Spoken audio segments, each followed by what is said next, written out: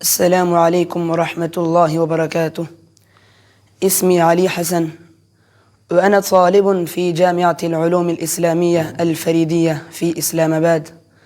أدرس القرآن الكريم وأحفظه بتوفيق الله تعالى، وهذا وقت صلاة التهجد، والحمد لله قد أدى جميع الطلاب صلاة التهجد بخشوع وخضوع لله تعالى. وبعد صلاة التهجد تبدأ دروس قسم التحفيظ في جامعة العلوم الإسلامية الفريدية. قال الله تبارك وتعالى في القرآن المجيد والفرقان الحميد: ومن الليل فتهجد به نافلة لك عسى أن يبعثك ربك مقاما محمودا. أيها الإخوة، صلاة التهجد فضائلها كثيرة وفوائدها جمة. صلاة التهجد تجدد الإيمان في القلب، وصلاة التهجد تجلب البركة في الرزق وتزيل الهم والغم، وصلاة التهجد تورث محبة الله في القلب. وقت صلاة التهجد وقت استجابة الدعاء وترفع بها الدرجات يوم القيامة. صلاة التهجد عبادة عظيمة، وصلاة التهجد تقرب العبد إلى الله تعالى.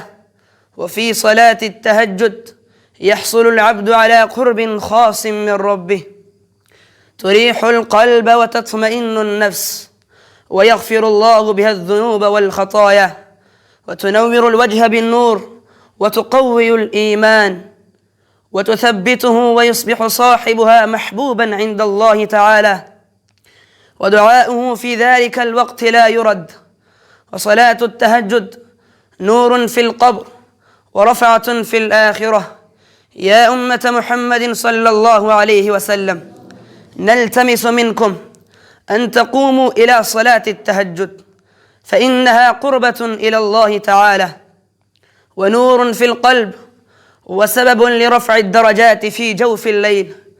ينزل ربنا إلى السماء الدنيا فيقول: هل من داع فأستجيب له؟ هل من مستغفر فأغفر له؟ فاغتنموا وقت التهجد المبارك، وأكثروا من الدعاء والقيام.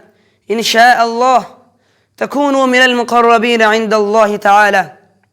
وأخيرا ندعو الله تعالى: إلهي وفقنا لقيام الليل، واجعلنا من الخاشعين في السحر، واغفر لنا ذنوبنا، ونور قلوبنا بنور الإيمان، واجعلنا ممن ينالون رضاك وقربك بصلاة التهجد. آمين يا رب العالمين، برحمتك يا أرحم الراحمين.